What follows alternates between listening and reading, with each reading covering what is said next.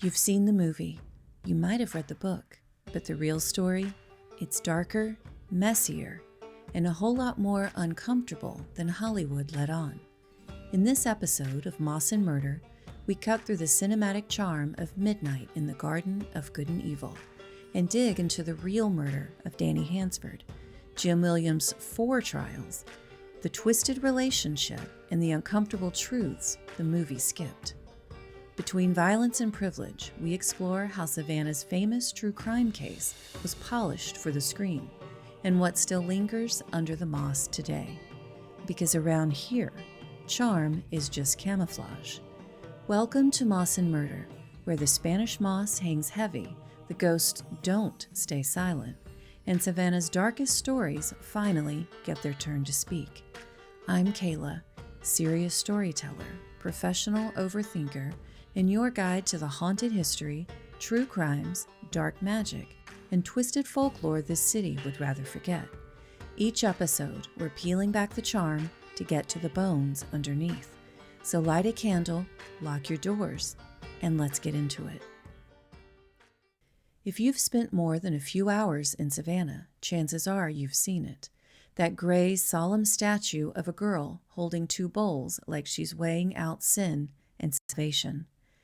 Maybe you saw it on a t-shirt or a coffee mug in a gift shop, but most likely you saw the bird girl staring back at you from the cover of a book, Midnight in the Garden of Good and Evil.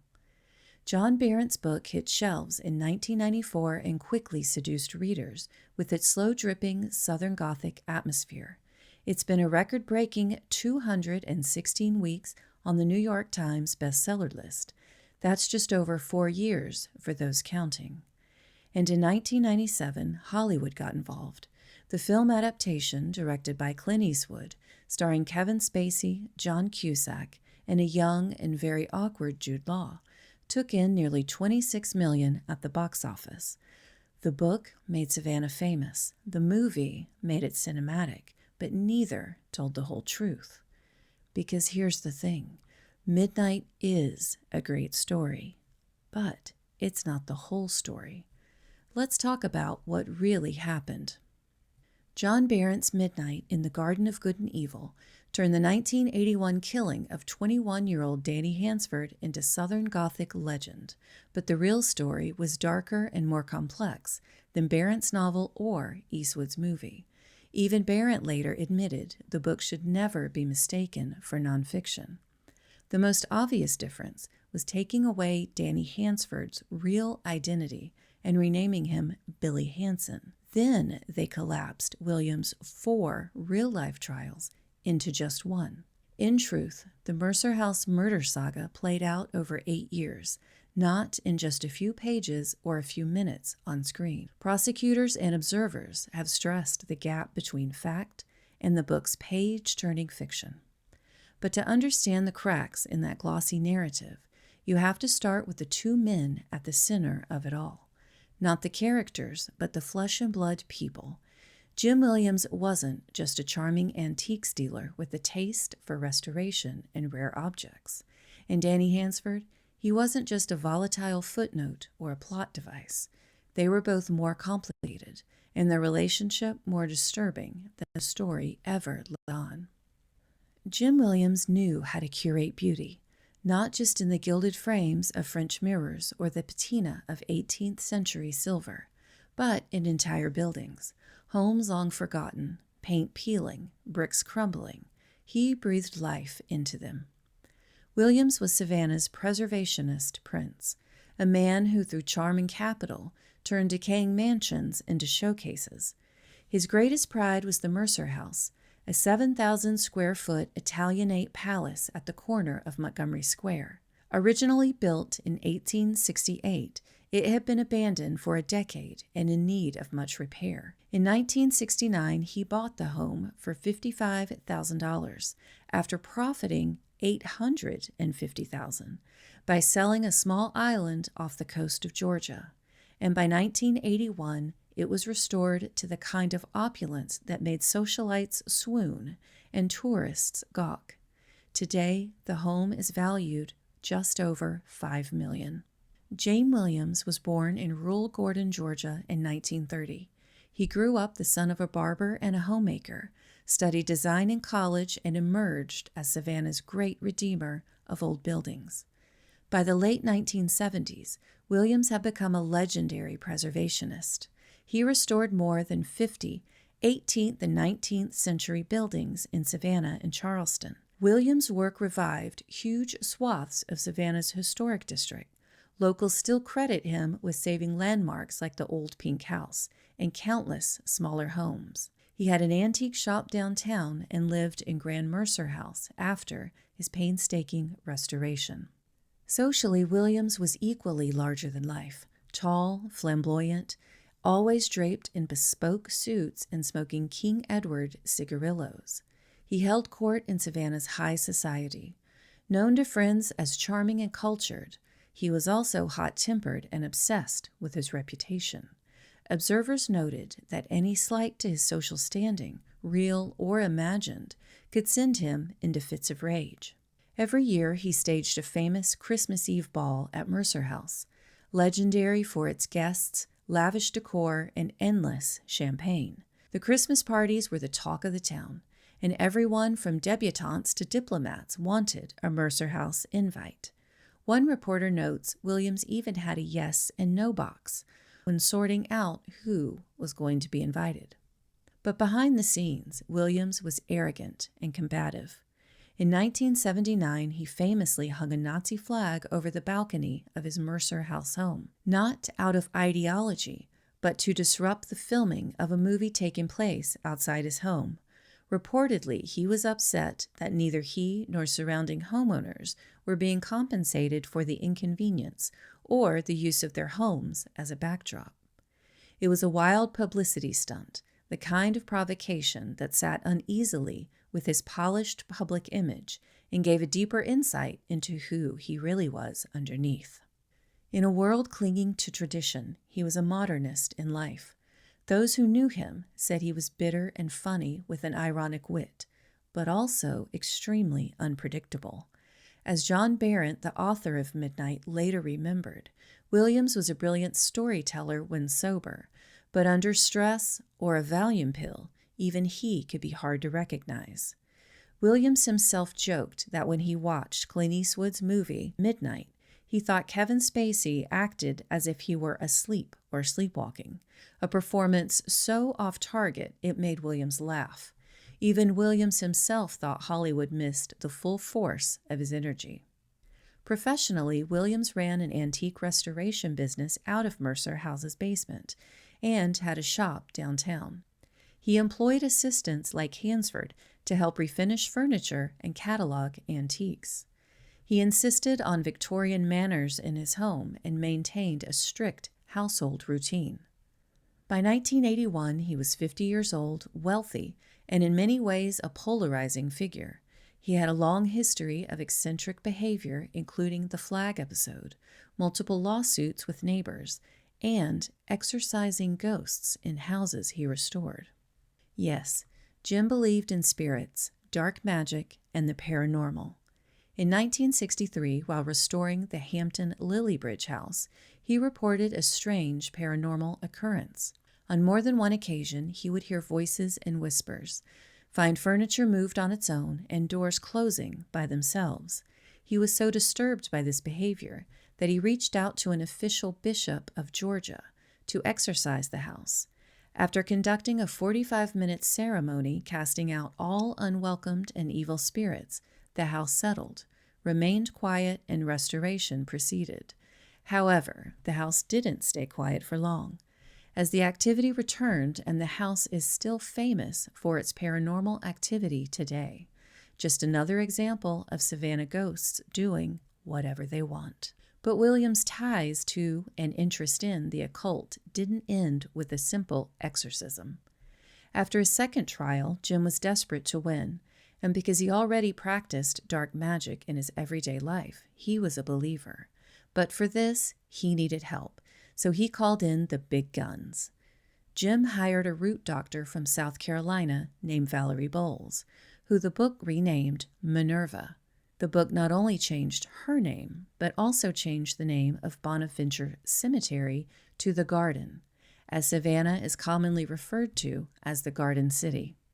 Both Georgia and South Carolina are filled with voodoo magic that was brought over from Africa many years ago. In later episodes, we will dive deeper into the magic here, but for now, let's see what the Savannah Royal was up to. Bowles agreed to help and conjured with Williams to get the spectral assistance he so wanted.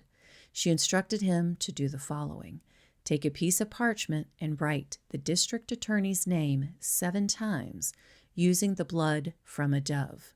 Then hide this paper for the duration of the trial. The book and the movie depict this in a more dramatic and cinematic way.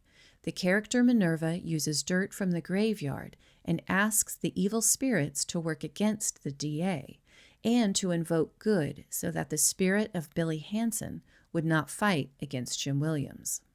There is a belief in the voodoo culture that 15 minutes before midnight is when good spirits walk the earth, and this is the time to ask for help with manifesting things like love and fortune. However, the 15 minutes after midnight is when evil spirits reign, and in order to bring balance to the earth. During this time, darker magic is used by conjuring spells to hex and bring harm to others. And this exact belief is where John Barrett got the title for his book, Midnight in the Garden of Good and Evil. William's sexuality was also an open secret in Savannah. While he was never married in real life, nor addressed the subject directly, he enjoyed companionship with men and was not too careful about discretion. This semi-closeted life made him a target in a conservative small city. During the trials, some jurors admitted anti-gay bias, and defense attorney Sonny Seiler believed a community that didn't like gays was hungry to convict Williams. Jim Williams was gay in a city that still whispered about such things behind church fans and garden walls. His public life was all Southern manners and cocktail parties. His private life kept tightly shut behind Mercer House's heavy doors. That is, until Danny Hansford kicked them open. Danny Lewis Hansford was a Savannah native born March 1st, 1960. Growing up with 2 brothers and his mother, however, details on his father are unknown. He'd grow up fast and not in the healthy, upward-bound kind of way. He wasn't polished, he wasn't poised, and he didn't care. He was explosive, magnetic, and deeply damaged. Friends and family have given varied portraits of Danny. In court and commentary, he was often painted as a volatile, troubled young man, while others recounted him being quite charming and loyal to his friends. In a television interview, one Savannah local said he liked Danny very much, thought he was funny and charming, and he would take Danny for rides in his convertible. While Hansford's family history and life outside of Mercer House rarely made the public eye, he was only 21 at death, an age which many of his neighbors probably still knew and saw him as a kid. Accounts differ on exactly when Hansford and Williams first met, but by the late 1970s, the older antiques dealer had taken notice of the young man. Williams was a well-known figure in the city's bar and art scene, often hosting cocktail hours and parties. Some claim Hansford drifted in as one of the younger attendants at a Williams gathering. Others say they were introduced by friends, and that their first date was actually in Bonaventure Cemetery, which ended in a sexual act which may or may not have had skeletons rattling in their graves. In any case, they began spending more and more time together, and by 1980 the 2 men's lives were interwoven. Williams, the master craftsman, took Hansford, the eager apprentice, under his wing. Hansford, who had no formal training, became a diligent, if sometimes erratic, student of cabinet-making. As one assistant observed, Danny was learning an honorable craft, but struggled to stay sober. By 1981, Hansford was living at the Mercer House as a part-time employee and house guest of antiques dealer Jim Williams. Williams told the police Hansford had resided in the home for 2 years before the murder, effectively working for him and receiving room and board in exchange. Williams also acknowledged that Hansford had been his sexual partner for about 2 years. In other words, Hansford was both helper and lover to the wealthier Williams almost from the moment he arrived. This would mean Danny was 19 and Jim was 49 when they first started a sexual relationship. And according to some locals here in Savannah, saying they only started dating when Danny was 19 is being generous. Let's cut through the Southern politeness and call it what it was, grooming. Because even if the term wasn't common in 1981, the dynamics were there. Danny was not more than a teenager, and the gap between them is almost 30 years, and the power gap was even more. Jim gave Danny money and access to a lifestyle he never would have had otherwise. Hansford's days were largely spent helping in William's shop or hanging out and playing video games at the Mercer House. Those who knew him say he idolized William's glamorous life, but couldn't always avoid trouble. As much as he was grateful for the expensive gifts and lifestyle, he also resented it. Friends testified that Hansford sometimes argued with Williams or complained about his treatment, and while he did live there freely, a few neighbors noted he seemed alternately doting and terrified of his boss. There were a lot of rules to follow set forth by Jim, and as teenagers do, they rebel against the rules. Jim would also make it very clear that Danny was not on the same level as he was, often being left at home while Jim went out to high society events, such as evenings spent at the Chatham Club. Resentment mixed with alcohol and drugs resulted in violent outbursts. One incident was witnessed by one of Jim's closest friends, and they recounted the tale as being terrifying and saw the rage inside Danny's eyes. Afterwards, they told Jim directly, "He's going to kill you, or you are going to kill him." Danny Hansford was no angel, but he was not merely a predatory hustler either. He was a young man caught between worlds. On one side, a wealthy world of restoration, old houses, and fine cognac. On the other, his own adolescent habits and temptations. He had a family who loved him, and friends who remembered his goofy side. The nuances of his character, brave or reckless, affectionate or addicted, would become key points of contention after he was shot. By the spring of 1981, the intimate partners inside Mercer House had seen better days. Williams was in frequent contact with lawyers, worried about his lawsuits and finances, and Hansford was drinking heavily. Their clashes were becoming more regular. Whatever the details of their personal life, in public they remained a close pair. To the outside world, Williams had taken in a young protege, a package deal of handyman, houseboy, and bedroom companion. So what did Jim even see in Danny? Maybe Danny reminded Jim of something he could never be. Untamed. Whatever it was, we can say for sure it was dependency, power imbalance, and in the end, fatal. By early May, the cracks in their relationship were no longer easy to hide. The tension inside Mercer House had been building for weeks. And on the night of May 2nd, 1981, it finally broke, with gunshots that shattered the illusion for good. Williams would later tell police it was self-defense. Hansford lost control, flew into a rage, and pulled a gun. But the scene they walked into that night suggested something else. Despite the bloody mess this night left behind, Savannah's most prominent antiques dealer didn't exactly spiral. He was arrested that night and, to the shock of everyone, was charged with first-degree murder. But you have to remember, in the eyes of Savannah's high society, Danny Hansford was a lowlife, a nobody. And Jim Williams was Savannah royalty, a major somebody. Jim was quoted saying he wasn't worried because he didn't do anything wrong. After posting his $25,000 bail, he packed a bag and flew off to Europe on a business trip. By December, he was back in Mercer House, hosting his annual Christmas party as if nothing had happened. The trial was coming, but Jim Williams was still very much holding court in Savannah's good graces. The first trial began January 25, 1982, and lasted for 8 days. According to Williams' own testimony, he and Danny had gone to a movie that night and had drinks.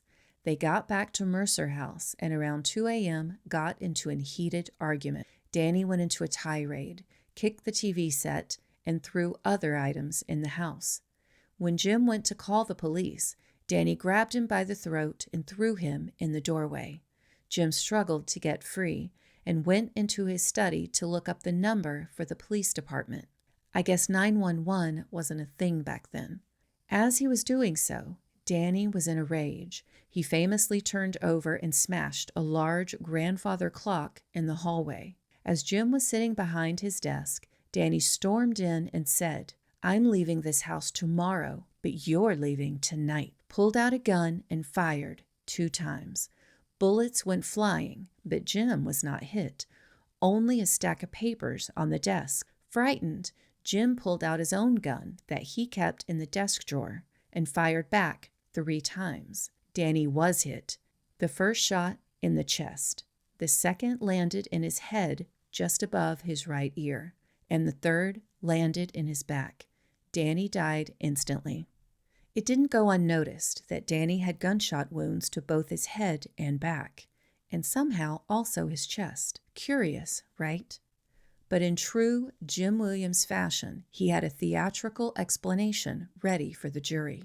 According to him, the first bullet struck Danny in the chest, causing him to spin around dramatically, just in time to catch the next shots in the head and the back. Forensic experts, however, weren't buying the pirouette defense. Something about it felt too clean, too composed, like a version of events that had been edited before anyone else could take a look.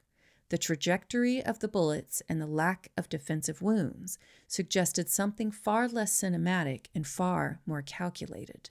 The prosecution argued that Jim Williams hadn't acted in self-defense at all, because Danny Hansford never even had a gun. Their theory? Williams shot Danny once in the chest, and as he collapsed to the floor, Jim realized what he'd done and scrambled to cover it up.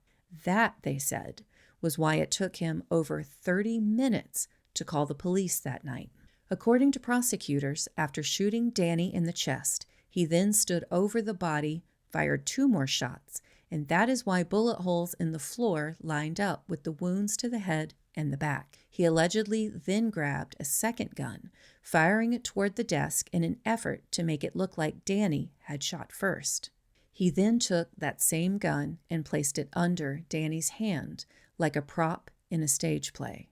They didn't stop there. Only 4 shell casings were found in the room, although 5 shots had been fired. Forensics found no gunpowder residue on Danny's hands. And then there was a very odd detail. The leg of a wingback chair was sitting perfectly on top of the pant leg of Danny's jeans. Unless Danny paused mid-fall to politely place furniture on himself, it raised questions about whether the scene had been staged. Chatham County Coroner Dr. James C. Metz, who attended the scene that night, added a very compelling opinion. He pointed out that if Danny had actually fired toward Jim, hitting objects on the desk like he stated, there would not have been lead fragments lodged in the cushion of the chair Jim was supposedly sitting in. They would have ended up in Jim's clothes, and there would have been some marks somewhere on his face and body, but there were no signs of wounds or shrapnel damage anywhere. The second point he made was regarding the blood stain on Danny's wrist. He theorized that Williams picked up the arm by the wrist, pulling it out from under the body, and in doing so, Williams' fingers had actually smeared the blood around the wrist because there was no other way for the blood to have been smeared in that fashion.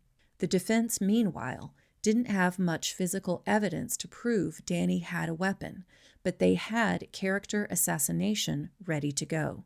They painted Hansford as volatile and dangerous, a walking outburst, and then, in a bold move, Williams himself took the stand. He told the jury he was terrified that night, and his performance was polished, persuasive. He knew how to command a room. But when closing arguments wrapped, the jury wasn't swayed. After just 3 hours of deliberation, they came back with a verdict: guilty. Savannah's most refined socialite was sentenced to life in prison. But just when you think the soap opera is over, Season 2 is just about to begin. Jim's legal team filed an appeal, and the conviction was overturned. The court granted a retrial after it came out that the prosecution had deliberately withheld key evidence, namely Danny's violent temper. Just a month before the shooting, Danny had allegedly held a gun to Jim's head and pulled the trigger, only he decided to fire into the floor instead. Police investigated, and upon arrival, Hansford was in the bed sleeping, and they couldn't tell if the hole in the floor was fresh or not. No charges were filed. That story had somehow slipped through the cracks during the first trial, and maybe it was because the story didn't actually exist until an appeal was needed.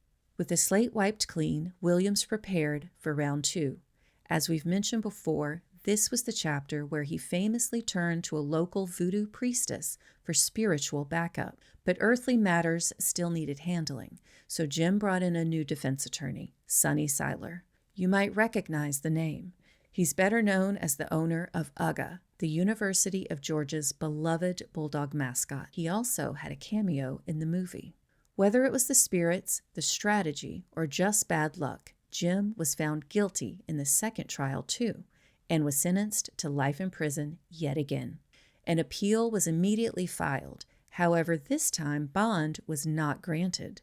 The refined Jim Williams, who was more accustomed to being surrounded by Baroque wallpaper than cinder block walls, was forced to endure the stark reality of life in prison, a world far removed from his polished comforts. But Savannah knows all too well, stories like this never end so cleanly. Just when it seemed the final curtain had fallen, this true-life soap opera had one more act to follow. And that's where we'll leave it for now. Jim Williams settling into his small, confined space like one of his collected antiques, while Mercer House sat silent with the ghosts of its past echoing through the halls. 2 trials down, but his legal matters were far from finished. The story was already strange, but it was about to get stranger. Because right around this time, a writer from New York stepped off a train and into the sticky, haunted air of Savannah. His name, John Barrett, and he wasn't there for the weather. In part 2, we'll dive into the next trials, the shifting public narrative, and how the true story started bending to fit the glossy pages of a bestseller. Midnight in the Garden of Good and Evil may have made Savannah famous, but the truth it left behind is even more unsettling. Until next time, this is Moss and Murder, because nothing stays buried in Savannah. Thanks for listening to Moss and Murder. If this episode unsettled you, good. That's history doing its job. If you like the story, leave a review and send it to a friend who still thinks Midnight was nonfiction, and follow us for more grim tales from Savannah's darkest corners. And if you ever find yourself outside Mercer House, try not to stare too long through the windows. Some ghosts don't like being watched.